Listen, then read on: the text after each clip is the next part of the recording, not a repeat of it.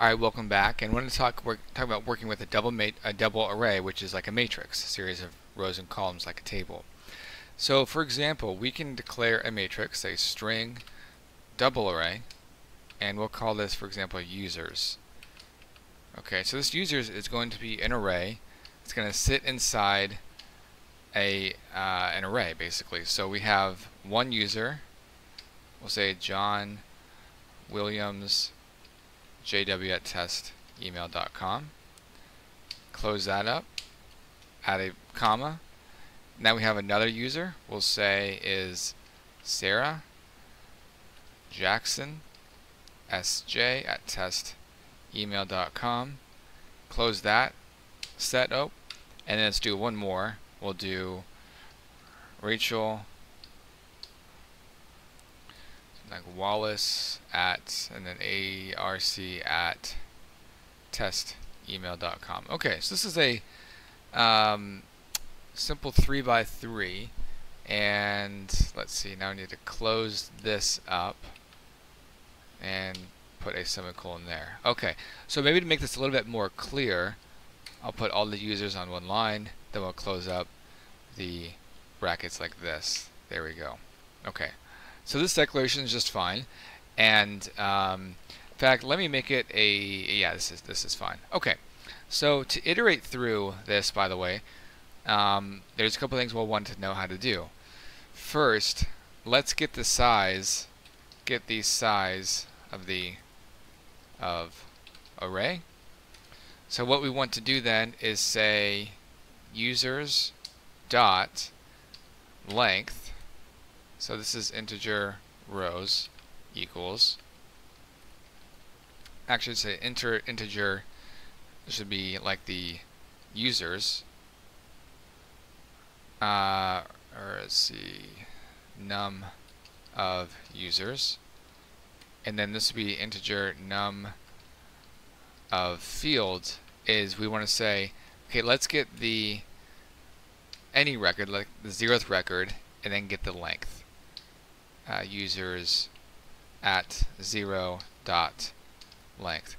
Okay, now to demonstrate this, I should add another field so that we can see this work out.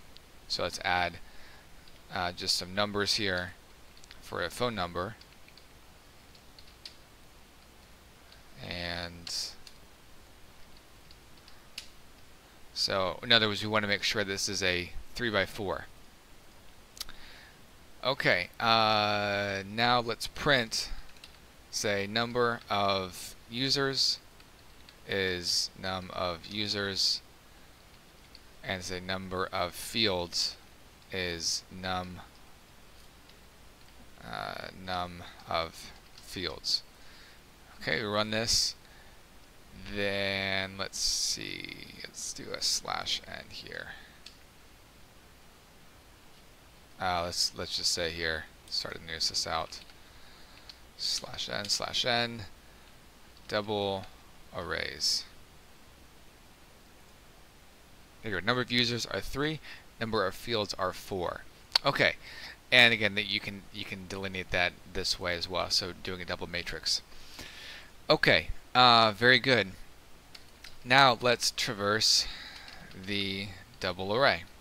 So let's do it this way. Let's do it the old-fashioned way first. So we'll do for. We want to do integer I equals 0, I less than num of users, and then I plus plus. So we want an outer array to go through each user. For each user, then what we want to do is then say integer for integer j equals 0, j is less than num of fields, fields j plus plus. Okay, the idea here is we're going to iterate through the number of users. For each user, we're going to iterate through the number of fields, and then we're going to say string first name equals, let's see here, users at I and then at j. Okay, and then we're going to say string last name equals users at, well, actually there's two ways of doing this here. So we actually let's what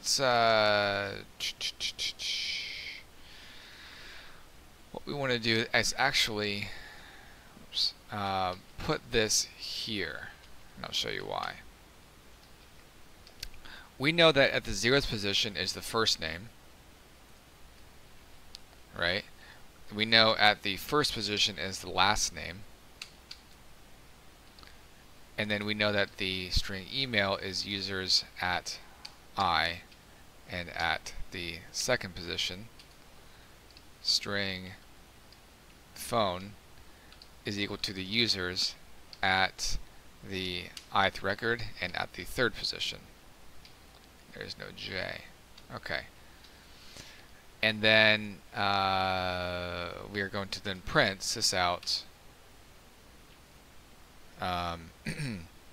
We'll say first name plus last name plus, okay, I'm missing something here. Okay, plus email plus phone. Okay. Alright, so run this here, and there we go. We get all of our records. Okay, so this is because we knew each value, each of the fields, right? We knew each of the fields was first name, last name, email. Okay, so this is actually maybe a more intelligent way, right? Because we actually had some insight as to what were in those fields. If we wanted to do a for each, we can do a for each.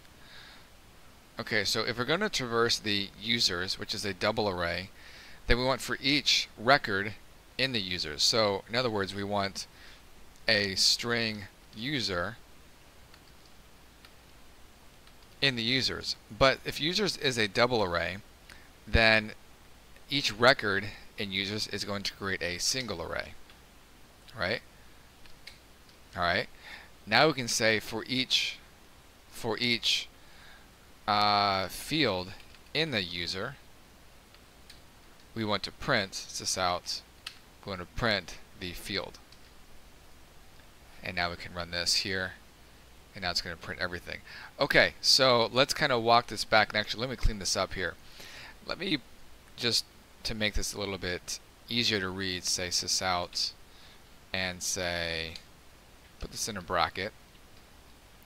After each field is printed, I want this to be on like this here.